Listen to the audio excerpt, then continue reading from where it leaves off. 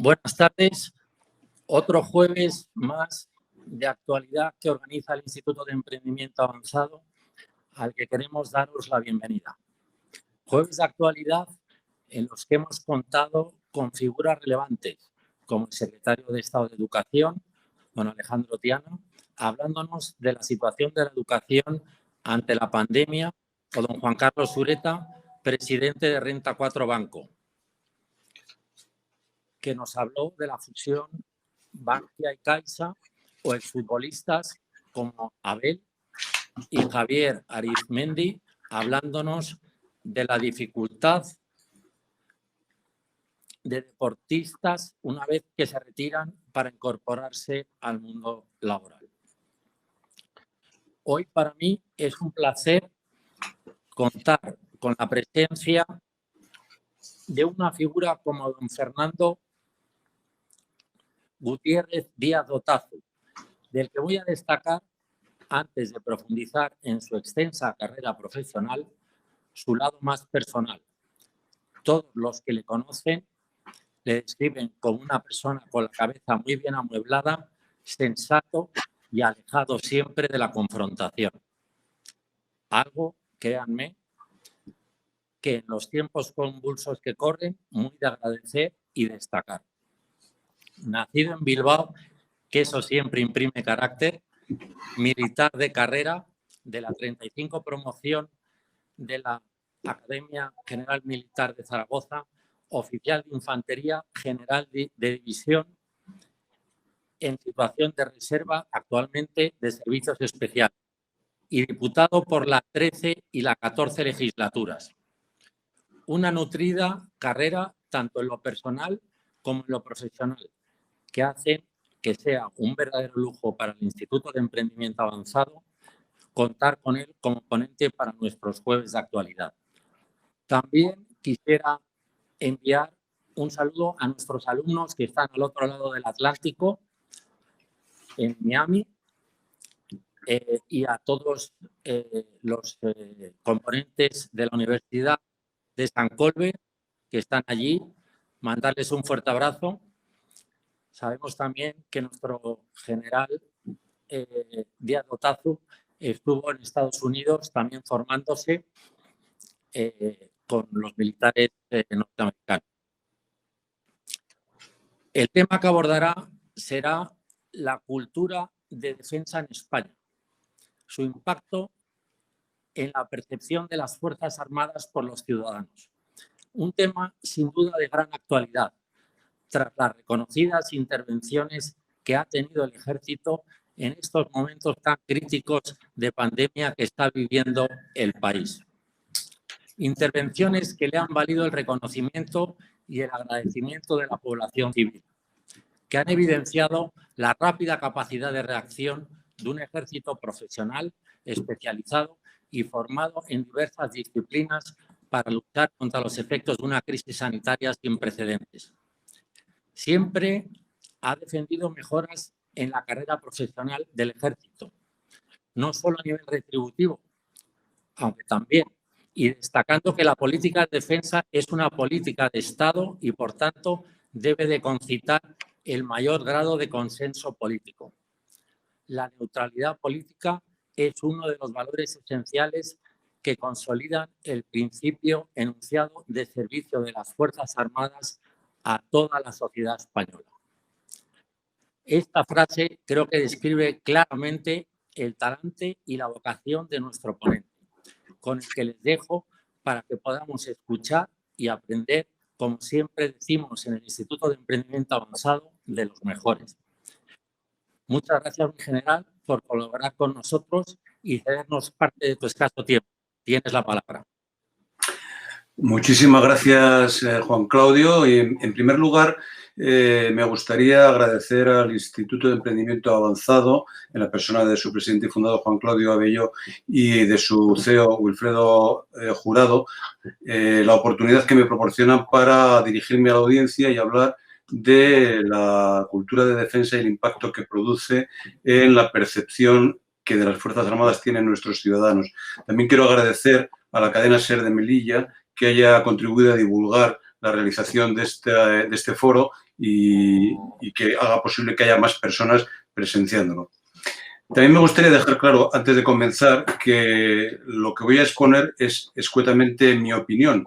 No es ni la opinión formal ni oficial de las Fuerzas Armadas ni de un sector de las mismas. Fuerzas Armadas de las que procedo, a las que respeto y a las que venero una devoción por el desempeño de sus cometidos, que desde mi punto de vista, en el caso de nuestra nación, es ejemplar. Y tampoco es la opinión del Partido Popular, en cuyas filas ahora mismo represento a la ciudad de Melilla en el Congreso de los Diputados. Es mi punto de vista que quiero compartir y con el que espero promover algún breve coloquio al final de mis palabras. Para comenzar, haré unas referencias al último barómetro, a la última encuesta del barómetro del CIS, realizado en septiembre de 2017, que fue el último que se hizo con respecto a las Fuerzas Armadas y a la defensa para los españoles. A partir de esa fecha, el CIS se ha especializado en otras disciplinas más vinculadas a la orientación política de la ciudadanía y no ha realizado ninguna encuesta más. En aquel momento se realizó una encuesta a alrededor de 2.500 personas de ambos sexos, divididos más o menos por mitades, y también de todos los sectores de edad, también proporcionalmente entre los 18 y los 65 años. En aquel momento, un 62,3% de los encuestados pensaba que los ejércitos seguirán siendo necesarios para mantener la paz, la seguridad y la defensa. Un 64,6% consideraba que la actuación de las Fuerzas Armadas contribuye mucho o bastante al prestigio internacional de un país. Lo que, aplicado al caso concreto de España, se valoraba un poco menos, en un 53,5%, siendo aún bastante alto.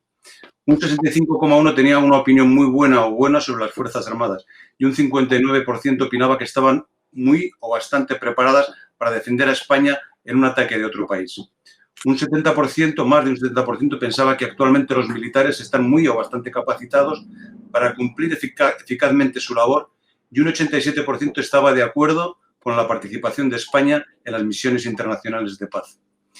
Sabido es, por repetido, en los medios de comunicación que el presupuesto de defensa de España es de un 0,92% del Producto Interior Bruto Nacional, siendo uno de los más bajos de los países de la OTAN en relación con el Producto Interior Bruto, solo seguido o precedido por la cola por Luxemburgo, que invierte un 0,55%, y por Bélgica, que invierte un 0,9%.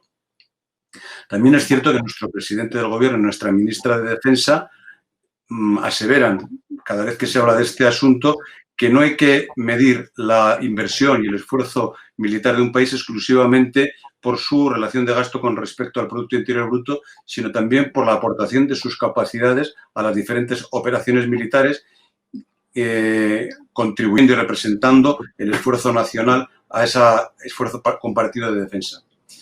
Preguntado a los españoles en la encuesta del CIS a la que hacía referencia sobre el presupuesto de defensa, un 48% pensaba que era excesivo o adecuado y un 33% confesaba que no sabía y tan solo un 17% lo consideraba insuficiente. Al propio tiempo, un 47% de los encuestados cree que en la actualidad no existe ningún país que represente una amenaza militar para España, mientras que un 41% cree que sí. De estos últimos, las opiniones mayoritarias se pronuncian en favor de los países islámicos o en favor de los países que tienen islamistas radicales y los países asiáticos, específicamente en China y Corea. Estos datos permiten deducir que la opinión de los españoles en lo concerniente a la defensa y a nuestras Fuerzas Armadas es cuando menos errática y contempla con mejores ojos la participación de nuestros militares en las llamadas operaciones internacionales, en la mayoría de los casos bajo el formato de operaciones de apoyo a la paz, que en las identificadas como realizadas en defensa de nuestros intereses, dado que, como queda de manifiesto en la encuesta, la mayoría no contempla la existencia de riesgo alguno para nuestra seguridad o si los contempla lo hace de modo alejado de nuestras fronteras. Llegados a este punto es conveniente desvelar uno de los secretos mejor guardados por los redactores de nuestros documentos de estrategia y los analistas de las amenazas que se ciernen o se pudieran cernir sobre nuestra seguridad. Y este secreto es que el mal existe. La codicia, la tentación de obtener algún tipo de beneficio por el medio que sea necesario, si las circunstancias lo permiten, es algo que no ha desaparecido aún del mundo. Gracias a Dios, no es una percepción ni una tentación que se pueda considerar generalizada, ni siquiera mayoritaria, pero también es lógico pensar que por muy minoritaria que sea, siempre puede comprometer la estabilidad y la seguridad de una comunidad pequeña o grande. El segundo de los secretos que me gustaría compartir con todos ustedes esta tarde es que las armas por sí mismas son inofensivas. Es decir, que como seres inanimados que son incapaces de producir daños de considerable importancia sin la intervención perversa o bondadosa de un ser humano. Es por ello que cuando se alzan voces con muy sanas intenciones y con muy buenos propósitos dirigidos a reducir o a eliminar el comercio de armas, la industria de armamento, yo siempre tengo la tentación de preguntar si se conoce cuál es el producto del comercio de armamentos, cuántos puestos de trabajo genera y en qué medida nuestra economía nacional, concretamente la de España, se ve beneficiada o perjudicada por la existencia de ese comercio. También es bueno recordar el número de atrocidades que se han cometido a lo largo de la historia de la humanidad en la que no ha sido necesario el empleo de armas. El primer asesinato referido en la Biblia, concretamente el de Abel a manos de Caín, no refiere el empleo de ningún arma en el texto bíblico, aunque la tradición nos ha hecho llegar que se produjo con la quijada de un asno. También, siglos más tarde, en un enfrentamiento entre el joven hebreo David y Goliat, con el impacto de una piedra en la frente del gigante, David consiguió derribarlo muerto.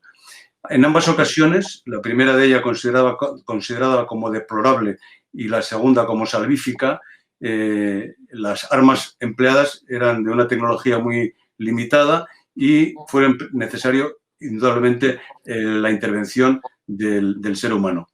Es difícil de sostener que si nos pusiéramos ahora mismo a eliminar todas las armas, no volveríamos a comenzar desde la quijada del asno, pasando por el lanzamiento de piedras, hasta los niveles de sofisticación de nuestros días, cometiendo nuevamente todos los errores que hemos cometido a lo largo de la historia.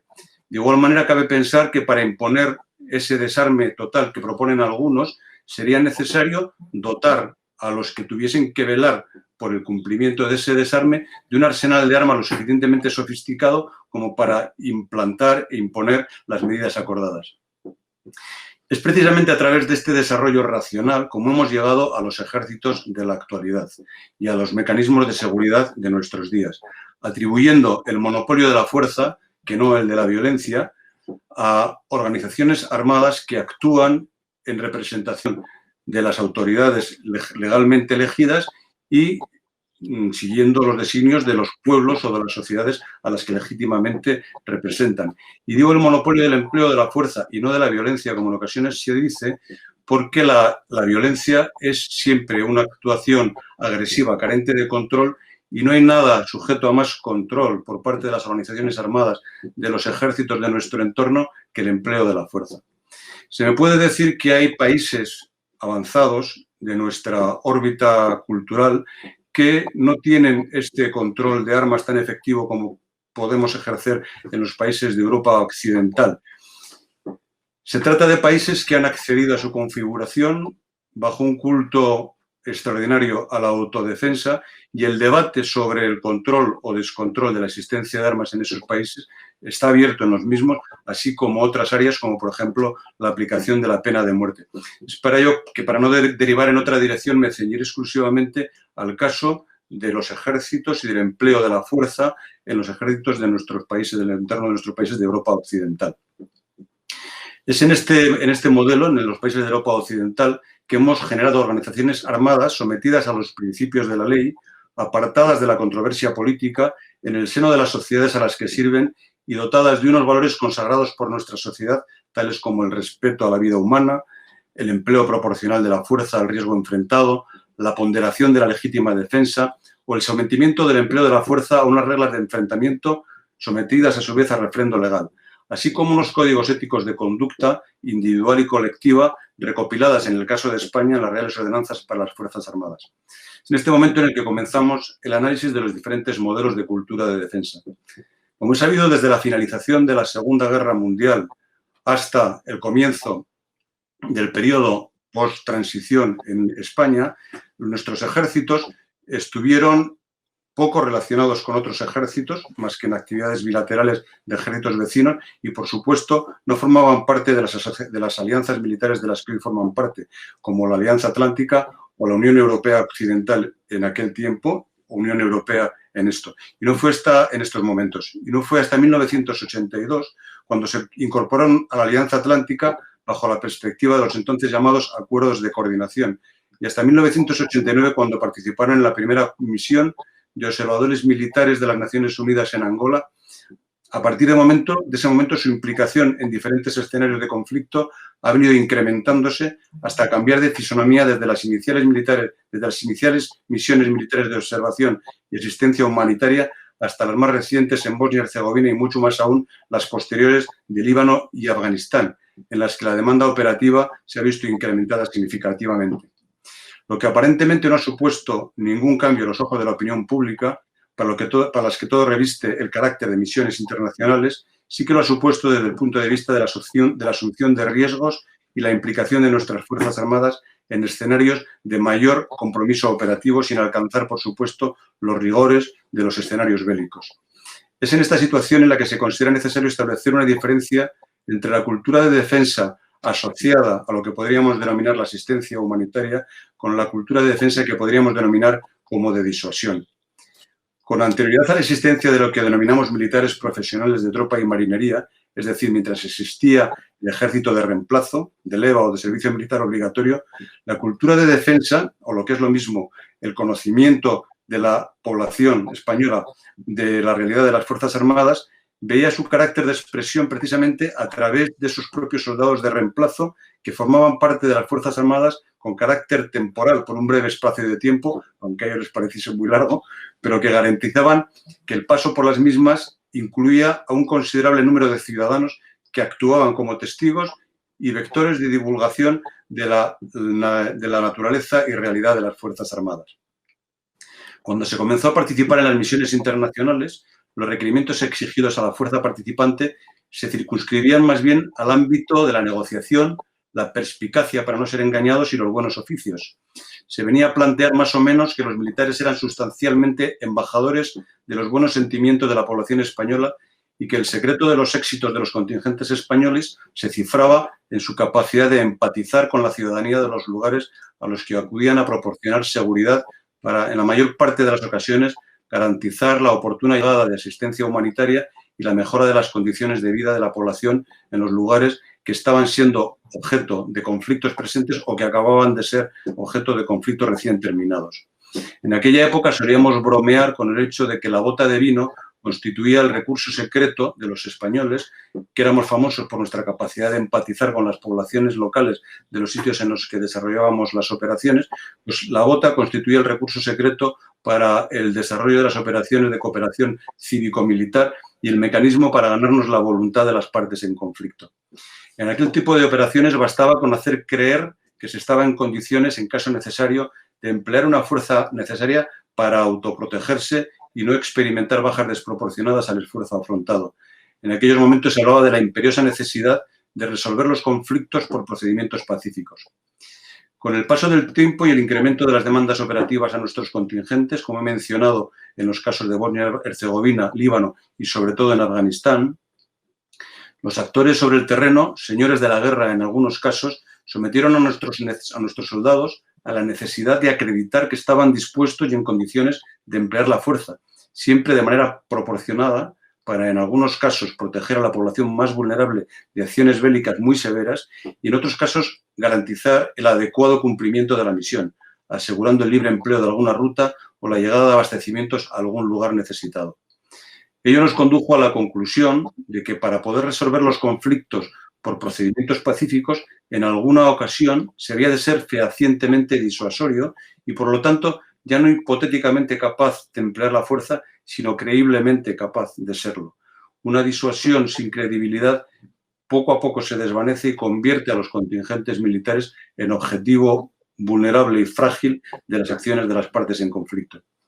Los contingentes españoles siempre han sido extraordinariamente rigurosos y meticulosos en el empleo de esta fuerza proporcional al riesgo enfrentado y así ha sido reconocido internacionalmente. Pero se han visto obligados en ocasiones a emplear la fuerza y a disponer en consecuencia de las necesarias medidas de protección en la forma de vehículos de combate más sólidos y de sistemas de armas más contundentes, más potentes, más seguros y más precisos. Es por todo ello que se considera, como decía al principio, necesario pasar progresivamente de la divulgación de una cultura de defensa asociada a la asistencia humanitaria y de los buenos oficios a una asociada a la disuasión y a la capacidad de proporcionar a nuestros soldados la capacidad de desempeñar sus cometidos siempre con la más exquisita proporcionalidad en el empleo de la fuerza, pero con garantía de eficacia y, sobre todo, de protección de la fuerza, de seguridad para ellos mismos en el desempeño de sus cometidos. Es una obligación que tiene nuestra nación para con ellos estar dispuestos a garantizarles la disponibilidad de unos presupuestos de defensa que les permitan disponer de los equipamientos adecuados y de la capacidad de sostenerlos en los niveles adecuados de rendimiento.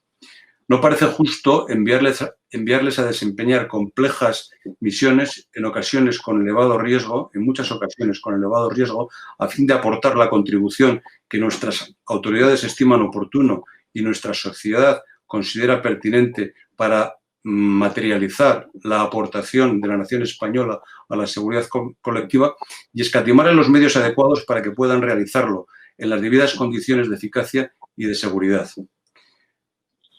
Es decir, recapitulando, hablamos de la divulgación de la cultura de defensa materializada por los soldados que prestaban el servicio militar obligatorio cuando trasladaban sus experiencias y la realidad de las Fuerzas Armadas a la sociedad civil de la que formaban parte de una manera muy intrínseca. Cuando se instaura el servicio militar profesional, el Ministerio de Defensa, las autoridades españolas, sienten la necesidad de que exista un mecanismo, un vehículo a través del cual la sociedad no se sienta totalmente desvinculada de sus Fuerzas Armadas y promover acciones de divulgación de esta cultura de defensa. Como digo, inicialmente, las misiones iniciales muy volcadas, de hecho las iniciales no incluían tropa y se mandaban observadores militares mayoritariamente oficiales como precursores o prolegómeno de lo que se podría producir más adelante con la intervención de tropa. Cuando se empieza a producir la intervención de tropa, continuamos con esa misma cultura de defensa asociada a la asistencia humanitaria hasta que las misiones militares en las que nos vamos integrando requieren, como he dicho, la intervención en ocasiones de elementos de fuerza contundentes para garantizar la seguridad de nuestra propia fuerza y el éxito de la misión. Y entonces pasaríamos de esa divulgación de cultura de defensa asociada a la asistencia humanitaria a la cultura de defensa asociada a la necesidad de tener capacidad de disuasión, que es la que justifica el hecho de que nuestros ejércitos dispongan de un presupuesto de defensa suficiente para dotarse de los sistemas de armas que garanticen su seguridad y su protección y también para dotarse de la infraestructura necesaria para desempeñar sus cometidos de preparación de la fuerza antes de las operaciones. Una vez expresadas estas tres modalidades de cultura de defensa por las que hemos ido atravesando hasta llegar a la actual, a la que, en mi opinión, debemos ir adaptándonos todos poco a poco, quedo a disposición de los oyentes por si quieren hacer alguna pregunta, alguna consideración o alguna matización que aceptaré de buen grado sobre cualquier cosa de las que haya manifestado. Muchísimas gracias. Mi general, un verdadero lujo porque para los que estamos en la vida civil, esta síntesis que has hecho de lo que supone hoy en día la cultura de defensa, de la defensa, la necesidad de tener fuerzas armadas en un Estado soberano, realmente es muy ilustrativo y despeja muchas dudas y seguramente muchos malentendidos que muchas personas simplemente por desconocimiento o por falta de la comunicación que además, mi general, haces con brillantez, carecen de esa información y es realmente muy ilustrativo tu exposición. Quisiera, mi general, formularte primero una pregunta mientras damos paso a las preguntas de los asistentes a esta videoconferencia. La primera pregunta que te quería formular, mi general, con tu permiso, es, y luego quisiera también apuntar que habías estado en Estados Unidos, en Kentucky, en Fort Knox, haciendo un curso avanzado en el arma acorazada, para dejarlo bien acotado. Y aparte de eso, quisiera comentarte, aparte del tema económico, que en mi opinión cualquier servidor público, y por supuesto un militar es un servidor público, por lo tanto, y además con un componente de riesgo que yo no sé medir, pero que nos has explicado ya de manera muy sucinta en tu intervención, merece. Hay otro aspecto que a mí me suscita mucha curiosidad. Es el enorme tiempo que pasáis los militares alejados de vuestras familias. En definitiva, por ejemplo, para una familia de un militar, para la esposa de un militar, saber que su marido, ahora mismo también hay mujeres militares, luego también puede ser bueno, su mujer, su marido, pasa tanto tiempo y en una zona que, como has explicado en general, es de alto riesgo, porque no siempre son labores humanitarias. Has mencionado señores de la guerra en tu intervención, que sostienen una clara vocación, no como decías, de monopolio de la fuerza, sino de la violencia en ese aspecto. ¿Cómo es para la familia que está lejos, que es un escenario que a lo mejor está a 10, 12.000 kilómetros, 14.000 kilómetros de tu país? ¿Cómo se sobrelleva el día a día? Bueno, yo aquí querría romper una lanza en homenaje a las familias de los militares, porque las familias de los militares, de las personas de las Fuerzas Armadas, sean estos hombres o mujeres, tienen un componente de acompañamiento a la vocación del cónyuge, sea de un sexo u otro, que es realmente digno de reconocimiento y valoración. Las Fuerzas Armadas siempre prestan una atención especial a las familias de los militares, especialmente los que están destacados en misiones. Hay puntos de contacto negociados en los cuarteles generales que mantienen el enlace en los diferentes niveles de unidades que están desplegadas, pues los de una brigada que está desplegada, pues hay un núcleo de la brigada que mantiene el contacto con los cónyuges, fundamentalmente con las esposas que están desarrollando la vida de la familia y manteniendo su familia con el progenitor, que sea el hombre o la mujer ausente, al objeto de apoyarles. Y ese apoyo llega en todos los niveles de la cadena de mando para garantizar que las familias no están aisladas. Pero ello no quita ni un ápice al mérito de nuestras mujeres, a las que es necesario rendir un homenaje de reconocimiento, porque los que tenemos la vocación de servir a los españoles, a la sociedad, en el ámbito de las Fuerzas Armadas, somos los que profesamos la vocación militar.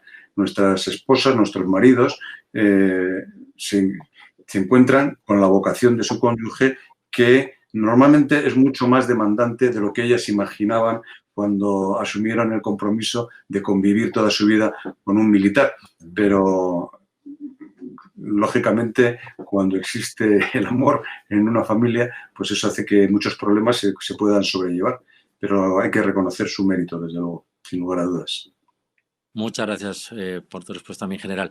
Quisiera formularte una pregunta más y ya damos paso a las preguntas del coloquio. Hace unos años se produjo una reforma importante en el proceso de formación de los oficiales de nuestras Fuerzas Armadas. Se integró en la formación de los mismos la formación universitaria, exigiendo a los futuros oficiales la adquisición de un título o grado como condición necesaria para alcanzar su despacho de oficial. ¿Cuál es el resultado cosechado en las Fuerzas Armadas tras este cambio, mi general? Bueno, esto ha estado sometido a mucha controversia, mucho debate, ha habido mucha desconfianza. Las Fuerzas Armadas modifican sus procesos de formación con bastante frecuencia en función de cómo evoluciona los procesos de la sociedad civil de rango universitario. En el momento en el que se tomó la decisión de incorporar a nuestros cadetes, a nuestros alumnos de oficial, a la enseñanza universitaria con la finalidad de obtener un grado universitario, se pensó que la carga lectiva podría ser excesiva y que podría incluso provocar el abandono de vocaciones como consecuencia de la carga lectiva de créditos a acumular, aparte de la formación militar. Ciertamente hubo momentos inicialmente de mucha sobrecarga, de mucha tensión, pero a decir de los jefes de unidad actuales, que reciben estos oficiales ya en sus unidades una vez finalizado su periodo de formación, el oficial que llega es un oficial muy semejante al oficial anterior, pero con una formación intelectual y cultural superior, pero siempre provisto de la misma vocación, sin la cual el asumir el desgaste, el consumo de energía que su periodo de formación en la academia les ha demandado sería imposible asumir. Entonces son oficiales vocacionales con una gran vocación profesional, entregados al servicio como los de todas las promociones y generaciones, pero con una formación complementaria adicional que es importante y relevante para su mejor integridad profesional. Muchas gracias, mi general. Pues vamos a dar paso a las preguntas de los participantes. Mi general, ¿cómo podría darse a conocer mejor la labor de las Fuerzas Armadas a la opinión pública? ¿Cree que la vuelta del servicio militar obligatorio podría ayudar en ese sentido? Muchas gracias por la pregunta. Bueno, la vuelta del servicio militar obligatorio yo creo que no es pensable. España ha adoptado ya un modelo que es el de todos los países de nuestro entorno, en el que hay unos ciudadanos comprometidos vitalmente con la defensa y que se incorporan a tiempo pleno a las Fuerzas Armadas, y el volver a realizar servicio militar obligatorio no es pensable.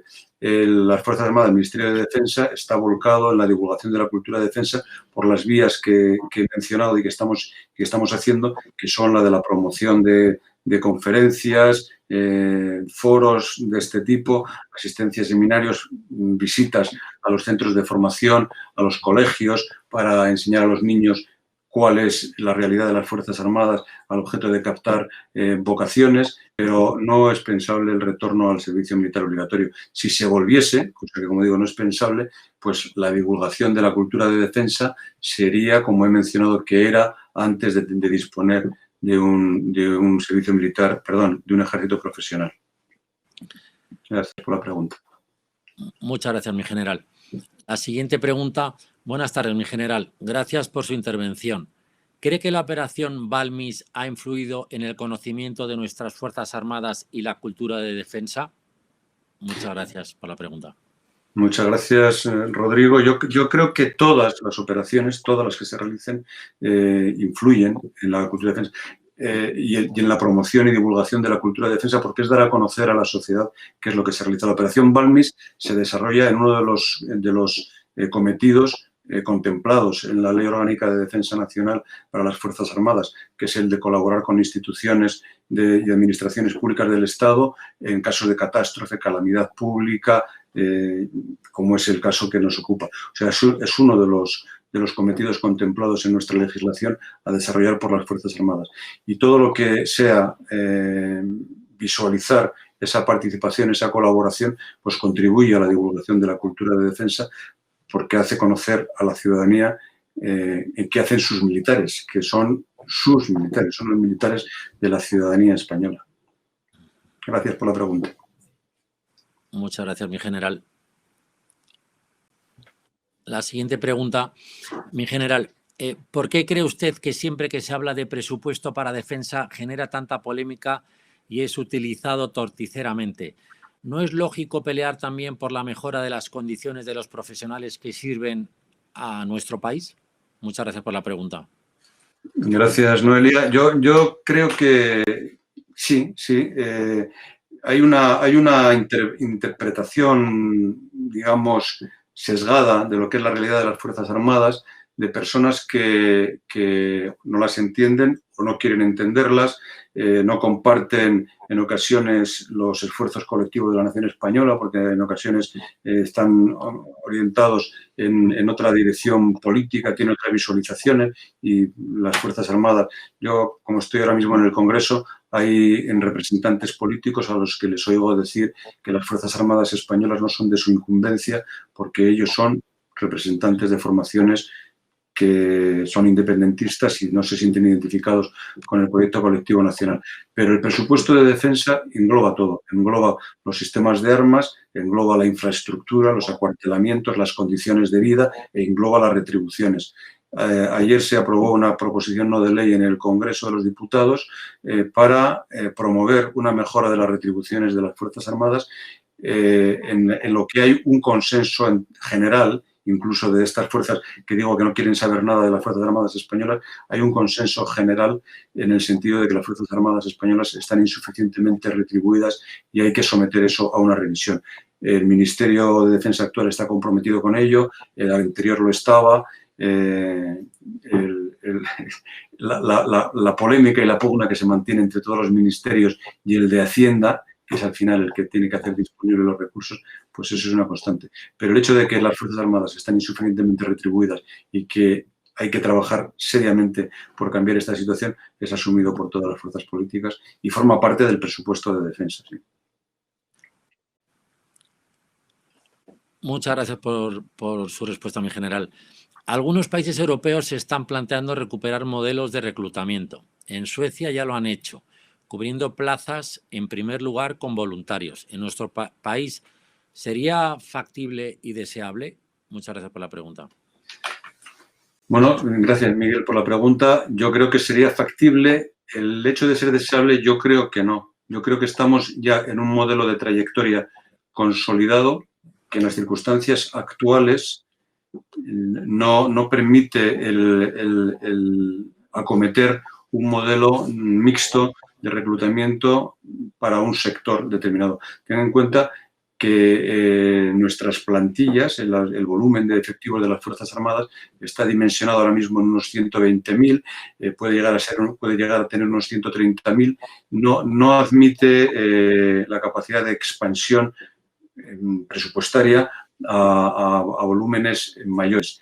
Y, por otra parte, el proceso de formación de nuestros soldados ahora mismo es un proceso completo en el cual se les da una formación integral de larga duración, se les especializa en un puesto y desarrollan una carrera, una trayectoria que en ocasiones tiene una duración pues, hasta la jubilación. En otras se está tratando estos días también recurrentemente en el Congreso, se viene tratando desde hace tiempo la situación de los militares que con compromisos de larga duración alcanzan los 45 años y tienen que abandonar el ejército porque el ejército necesita renovación, especialmente el de tierra, en los escalones más bajos de la organización y para ello necesita que por la parte superior de los más antiguos haya una salida a su tiempo.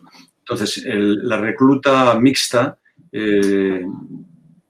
ahora mismo no es factible y deseable, pues, bueno, factible sí lo sería, a base de cambiar el sistema actual de formación de la tropa y sacrificando mucha eficacia del sistema que ya hemos asumido y tratado durante mucho tiempo. Sería factible, pero desde mi punto de vista no sería deseable. Muchas gracias, mi general. Yo quisiera preguntarle, mi general, en muchas ocasiones se ve a nuestras Fuerzas Armadas realizando tareas que quizá podrían considerarse más propias de organizaciones de asistencia humanitaria, habida cuenta del problema esencial que solventan, que es el de las carencias de recursos esenciales en algunas de las áreas en las que actúan, áreas geográficas. ¿Por qué es necesaria la intervención de las Fuerzas Armadas en estos casos, mi general? Gracias. Muchas gracias, Juan Claudio. Bueno, en principio la actuación no sería deseable porque efectivamente la prestación de asistencia humanitaria, el abastecimiento de recursos básicos de supervivencia, etcétera, es más propio de organizaciones especializadas, que hay muchas dedicadas a ello. Lo que ocurre es que hay escenarios en los que la seguridad no está garantizada, escenarios con conflictos recién terminados o con conflictos aún por terminar, en los cuales la presencia de organizaciones no gubernamentales especializadas en asistencia humanitaria y con una capacidad muy considerable de realizar este tipo de asistencia, no sería posible sin la presencia de organizaciones armadas que garantizase su seguridad. Y en ocasiones, antes de que lleguen estas organizaciones de asistencia humanitaria, son las propias Fuerzas Armadas, con capacidad de autoprotección, las que se ven en la necesidad de ejecutar estas acciones, más propias, como digo, de organizaciones de asistencia humanitaria y no de Fuerzas Armadas. En cuanto es posible, hay que trasladar el desempeño de estos cometidos a las organizaciones especializadas en ello, proporcionándole a la Fuerza Armada la seguridad necesaria para desempeñarlo con seguridad y con protección. Muchas gracias, mi general. Entendido. La siguiente pregunta, mi general, que le voy a formular, si me permite, ¿debería contemplarse en la educación infantil y juvenil la cultura de defensa? Muchas gracias por la pregunta. Muchas gracias, almirante. Muchas gracias por la pregunta. Efectivamente, yo creo que no solo la de defensa, sino la cultura de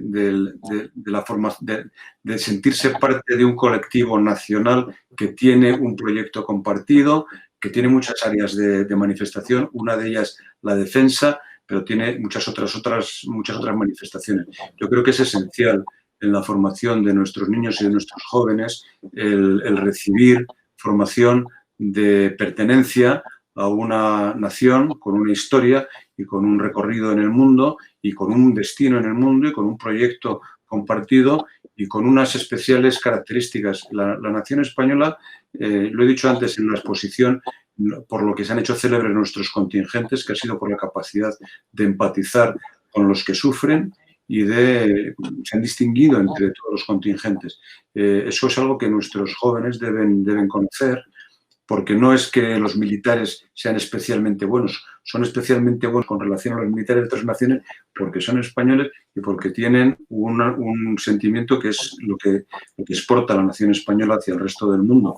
Yo creo que esa formación de qué es lo que hacemos los españoles en todos los ámbitos, también el de la defensa, pero en el industrial, en el religioso, en el cultural, en todo como concepto de nación, con proyecto compartido, creo que es una asignatura que debe formar parte del currículum escolar de nuestros niños y jóvenes. Sí. Muchas gracias, mi general, por su respuesta. Yo quisiera comentarle, mi general, que muchas veces la percepción que tenemos los ciudadanos civiles es de la labor de las Fuerzas Armadas, quizá por la cultura audiovisual, es siempre de épica. Quizá debiéramos tener la percepción también del aspecto formativo, porque a mí me consta que dentro de la carrera militar hay muchos oficios complejos y para los que hacen falta personas con altas capacidades y habilidades. No hace mucho pude ver una historia y leer una historia sobre una persona que tenía un oído especial para oír sonidos en un arma submarina. Es decir, no está al alcance de cualquiera, cosas que vemos muchas veces y que no están siempre relacionadas con la épica. Es decir, hay muchos contenido, muchos cometidos, mejor que contenido, muchos cometidos dentro de las Fuerzas Armadas que hacen que esto sea una maquinaria que, como decía mi general, de el derecho a no emplear la violencia si la fuerza en un momento dado, o por lo menos ser disuasoria de tal manera que cumple también una función esencial dentro de un Estado de Derecho. Entonces, quizá esta pregunta que también la acaban de formular, el tema de la formación, el tema de los distintos oficios que hay, pues es desconocida por la sociedad en general y, bueno, el espíritu militar podía traer también mucho talento a las diferentes, la Marina, la aviación, la infantería de las Fuerzas Armadas. Esa es un poco mi...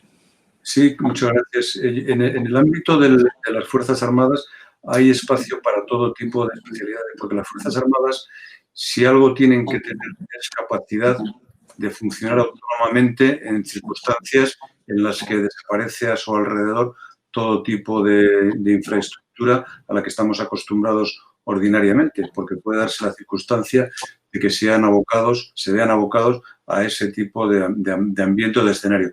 Entonces hay muchísimas especialidades en muchísimos ámbitos y ahora mismo en el proceso en el que estamos inmersos de perfeccionamiento de los sistemas de desvinculación de las Fuerzas Armadas para estos profesionales de los 45 años que mencionaba antes, hay una asignatura pendiente por parte del Ministerio de Defensa, por parte de nuestras autoridades, que es el de la convalidación con el sistema de formación ordinario civil de todas las especialidades que se acumulan en el desempeño de los cometidos en diferentes unidades del Ejército.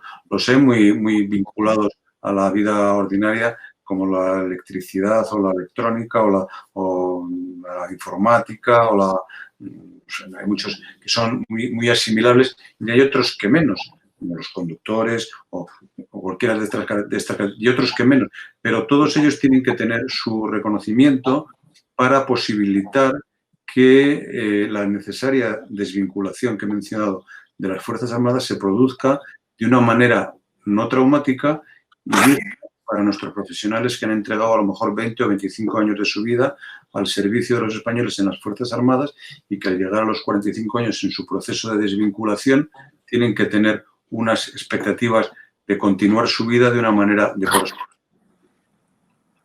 Sí, porque, mi general, muchas gracias por la respuesta, porque no hace mucho pudimos ver un artículo de una revista en la que decía que muchas personas se alistaban a las Fuerzas Armadas porque esto les daba una formación en un entorno altamente, no sé si la palabra no es, la palabra es de alto, digamos, de alto estrés, de alta exigencia, y esto les reportaba un bagaje que luego para una vida civil, profesional en cualquier ámbito, les proporcionaba digamos, un plus adicional de experiencia y de conocimiento. Esto ahora mismo en las Fuerzas Armadas españolas no se contempla, por lo que he podido entender por sus palabras, mi general. No hemos alcanzado el grado de desarrollo que todos habríamos deseado. La Ley de Tropa y Marinería profesional se realizó en el año 2006, cuando se cambió el modelo de presencia y de permanencia en las Fuerzas Armadas hasta los 35 años, se amplió hasta los 45 y más, y hay otros puestos de tropa permanente. Y en ese momento, como se percibió, como pasa en todos los países y en todos los ejércitos de los países de nuestro entorno, que la dedicación en los escalones más bajos de la estructura orgánica de las Fuerzas Armadas no es posible hasta los 56, 58, 60 años, sino que hay que producir un relevo generacional a esa edad, que digo, de salida de los 45, para que puedan ir entrando jóvenes de 20. Nos comprometimos en aquel momento o nos propusimos alcanzar unos niveles de perfeccionamiento en el sistema de desvinculación que todavía no hemos alcanzado, porque conlleva la interacción con muchos interlocutores, con administraciones locales, autonómicas, para obtener una baremación de los méritos por haber servido a los españoles en las Fuerzas Armadas durante un tiempo, proporcionarles un baremo que les facilite o les prime a la hora de concurrir a otros puestos de la administración en otras administraciones. Todavía en la disputa política, entre las diferentes fuerzas políticas, no hemos llegado al entendimiento y yo creo que eso es algo en lo que se debe de trabajar de una manera intensa para que las diferentes administraciones lideradas por una fuerza política o la otra, como ha dicho perfectamente antes, la defensa es una política de Estado que debe revestir el tejido de consenso, sea una administración regida por un partido o por otro, todos deberían asumir que el procedente de las Fuerzas Armadas es un servidor de la sociedad especializado, con un alto nivel de vocación y de entrega a la colectividad, que tiene que tener por ello un reconocimiento por el servicio prestado y por la formación y la consolidación de conocimientos que ha adquirido durante su tiempo de servicio. No hemos alcanzado todavía el nivel de perfección, trabajamos en ello y esperamos poder alcanzarlo, ciertamente.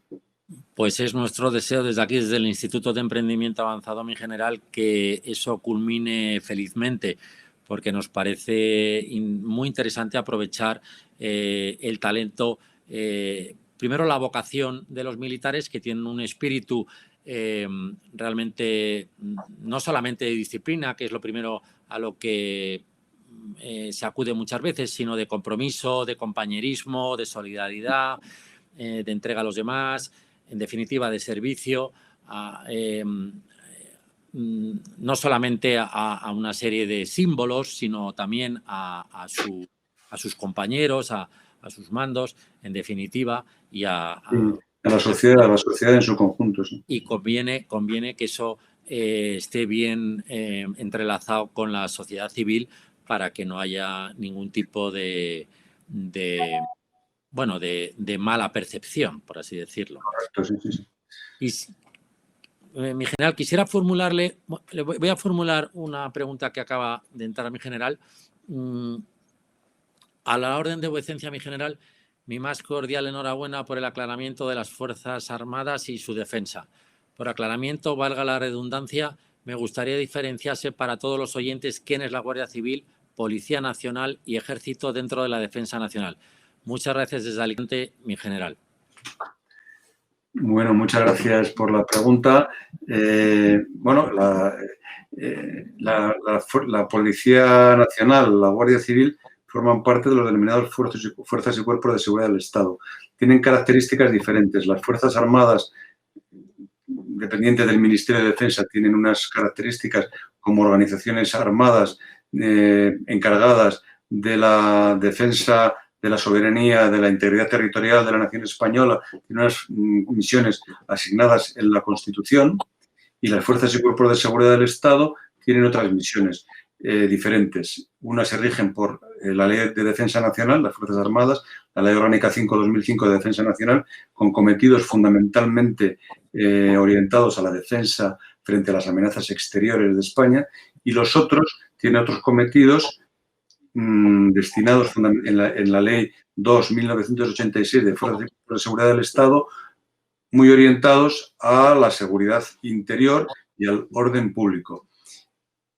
Fuerzas Armadas por un lado, Fuerzas y Cuerpos de Seguridad del Estado por otro. Policía Nacional tiene unos cometidos fundamentalmente de documentación, seguridad ciudadana, fronteras, y la Guardia Civil tiene otros cometidos de lucha antiterrorista, de cometidos fiscales, policía judicial la tienen ambos, pero la Guardia Civil tiene una característica especial, que es un instituto armado de naturaleza militar, y en tiempo de guerra y en operaciones militares puede pasar a formar parte de contingentes militares. De hecho, los contingentes de las Fuerzas Armadas habitualmente incorporan ahora mismo unos pequeños núcleos en los cuarteles generales de Guardia Civil que desarrollan cometidos de policía militar y de policía judicial también para los contingentes que se encuentran alejados de España. Entonces eso, la Guardia Civil, digamos que tiene, aun siendo fuerza y cuerpo de seguridad del Estado, tiene una naturaleza intermedia y es un instituto armado de naturaleza militar. Tiene un régimen disciplinario muy semejante al de las Fuerzas Armadas, que no tiene la Policía Nacional, que tiene otro régimen disciplinario diferente, no tan vinculado a la naturaleza militar de la Guardia Civil. Y esa es la diferencia. Fuerzas Armadas por un lado, Fuerzas y Cuerpos de Seguridad del Estado por otro, sustancialmente defensa frente a amenazas exteriores por un lado, defensa de orden público y defensa de funcionamiento ordenado de las instituciones en el interior de la administración, con policía judicial, etcétera, por el otro lado. Muchas gracias por la pregunta. Muchas gracias, mi general. Realmente no se trataría de volver a un servicio militar obligatorio como tal, se entiende, sino a un periodo de formación militar de unos pocos meses que permitiese un conocimiento más profundo de los ejércitos, así como empatizar con los jóvenes de otras comunidades. ¿Cuál es su opinión al respecto, mi general? Muchas gracias. Bueno, pues muchas gracias, Juan Carlos, por la pregunta.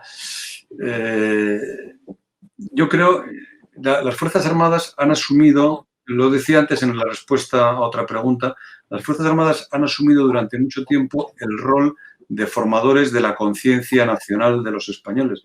Pero realmente no es el cometido de las Fuerzas Armadas el fomentar la conciencia nacional y la pertenencia a un proyecto colectivo compartido en el ámbito de las naciones del mundo. Esa es una tarea del Ministerio de Educación y Ciencia. En la mayor parte de los países de nuestro entorno, ese cometido de conocimiento mutuo y de la realidad nacional lo lleva a cabo el Ministerio de Educación y es un contenido de los procesos de formación de los jóvenes. En España tenemos esa laguna que tendríamos que ser entre todos capaces de rellenar, pero no es un cometido inicialmente asignable a las Fuerzas Armadas.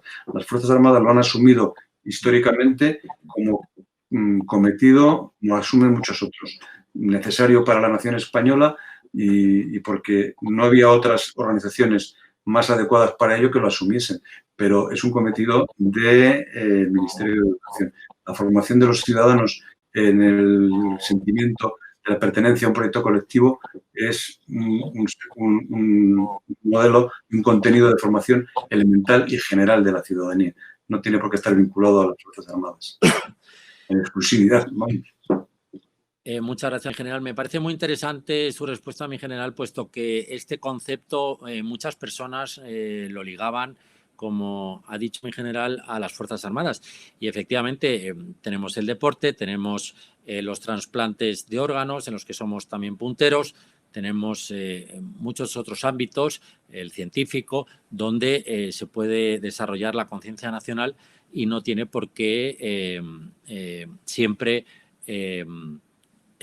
pues como decía usted, mi general, asociarse al ámbito de la defensa. Eso, y además, quizá la realidad nos supera por lo deprisa que van los acontecimientos, pero sí sería, como dice usted, mi general, interesante que bueno, en este caso el Ministerio de Educación, pero bueno, ahora lo vamos a hacer nosotros, divulgar a este aspecto. Quisiera, antes de dar paso a alguna pregunta más, que creo que hay alguna más, hay varias, bastantes más, no sé si nos va a dar tiempo, pero sí me gustaría formular una pregunta, mi general, porque es usted diputado nacional por Melilla. La situación en Melilla, así como en Ceuta, parece atravesar dificultades, no solo como consecuencia de la actual pandemia, que también, sino como consecuencia de la trayectoria histórica experimentada por ambas ciudades en los ámbitos comercial, económico y social. ¿Cuál es la situación actual de ambas ciudades? Gracias, general. Muchas gracias, muchas gracias. Gracias por preguntar por Ceuta y Melilla, porque yo creo que son dos ciudades que requieren, necesitan y merecen la atención de la opinión pública española.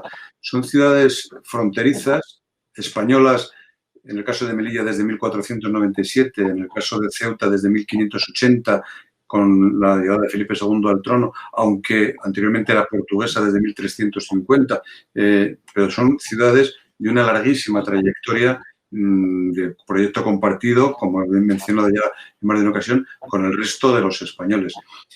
Su naturaleza de ciudades fronterizas terrestres con Marruecos. Son las dos únicas ciudades fronterizas terrestres de España que tienen frontera con el exterior de la Unión Europea, con países no Schengen, como se dice ahora, con lo cual su condición de ciudades fronterizas pues está sometida a dificultades derivadas de esa condición y de la interpretación en un sentido u otro de los acuerdos de cooperación hispano-marroquíes y de amistad hispano-marroquíes. Entonces, Ceuta y Melilla tuvieron durante mucho tiempo una vida dependiente de su flota pesquera, que fue eliminada porque Marruecos vetó la explotación de la actividad pesquera en ambas ciudades, mudaron a otro modelo comercial. Ahora Marruecos está adoptando otras medidas que dificultan la sostenibilidad ordinaria de la vivencia en Melilla. Se ven sometidos a mucha presión migratoria porque los acuerdos de buena vecindad hacen posible que la frontera sea traspasada en un sentido y en otro por los locales de un lado y el otro, que pasan a Melilla o pasan a Ceuta, o Ceuta y Melilla pasan en condiciones ordinarias, ahora mismo no, ahora mismo están cerradas. Pero todo eso hace que de la realidad económica y social y comercial de estas ciudades unos escenarios tremendamente complejos.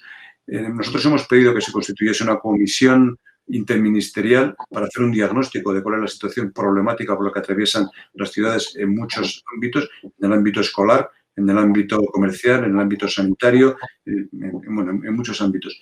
De momento no hemos obtenido éxito en el Congreso de los Diputados, pero estamos seguros que si persistimos y perseveramos, conseguiremos promover ese esfuerzo interministerial para hacer un diagnóstico y proponer medidas que resuelvan la sostenibilidad vital de ambas ciudades, que ahora mismo está muy, muy dificultada.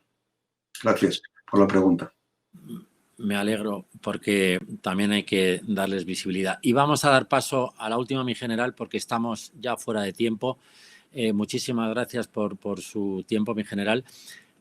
La presencia en eventos como fue Aula 2020, en los que se presentan diferentes programas formativos con presencia de universidades y centros de formación profesional, es una forma de acercar las Fuerzas Armadas a su formación a los más jóvenes. Es uno de los stands más visitados. Esa es una afirmación, mi general. Y con esto todo. Muy bien, Marisol, muchas gracias. Sí, efectivamente, las Fuerzas Armadas, el Ministerio de Defensa aprovecha cualquier posibilidad que le proporcionan las autoridades civiles en cualquier parte de España o las instituciones de cualquier naturaleza para aproximarse a la sociedad, para mostrarse a la sociedad. Los componentes de las Fuerzas Armadas tienen una percepción clarísima y nítida de que se deben a la sociedad española y ansían ser conocidos y vivir estrechamente entrelazados con la sociedad española. Cualquier oportunidad que se les ofrece, ellos la aprovechan para mostrarse y agradecen también mucho la respuesta de la ciudadanía, que en la mayor parte de las ocasiones, no en todas lamentablemente, pero sí en la mayor parte de ellas, responde muy positivamente a ese esfuerzo sincero que ven en nuestros militares para aproximarse a los ciudadanos. Muchas gracias por la pregunta también. Mi general, si le parece, como tenemos muchas preguntas y algunas, la verdad es que me da mucha pena no poder formularlas porque no tenemos tiempo. Si le parece, lo que vamos a hacer es que las vamos a recoger y se las vamos a enviar y a ver si, aunque sea por escrito, podemos responder a estas personas que están preguntando, que son preguntas de muchísimo interés, que es para nosotros un privilegio que esté hoy con nosotros en el Instituto de Emprendimiento Avanzado. Mi general, bueno, no quisiera robarle más tiempo y menos tiempo a su familia, que bastante alejado ha estado ya de ella. Agradecerle de mi parte y de parte de todo el equipo del Instituto de Emprendimiento Avanzado su presencia en esta videoconferencia de Jueves de Actualidad y a todos los asistentes. Aquí hay otro ámbito de la formación. ¿Por qué no también del emprendimiento dentro de la carrera militar? Hemos visto muchas novedades, muchos que se han roto muchos techos de cristal dentro de las Fuerzas Armadas también en los últimos 30 años, 25 años, en fin, en muchos ámbitos y bueno, animamos a cualquier persona que tenga alguna iniciativa en este campo, que nos escriba o que se ponga en contacto con nosotros al Instituto de Emprendimiento Avanzado, a nuestra página web Le contestaremos y daremos también paso de las preguntas que no hemos podido formular directamente al general Gutiérrez Díaz de Otazu para que, por favor, sean en la medida del tiempo del general respondidas y os las haremos llegar. Muchísimas gracias, mi general. Muchas gracias por su tiempo y ha sido un placer. Muchísimas gracias al Instituto de Emprendimiento Avanzado. Reitero mi agradecimiento inicial. Me parece que es muy importante promover este tipo de comunicaciones y contestaré encantado a las preguntas que se me envíen y agradezco en nombre de las Fuerzas Armadas a las que he pertenecido durante toda mi vida la posibilidad de interactuar con la ciudadanía. Muchas gracias, Juan Claudio. Enhorabuena al Instituto. Gracias.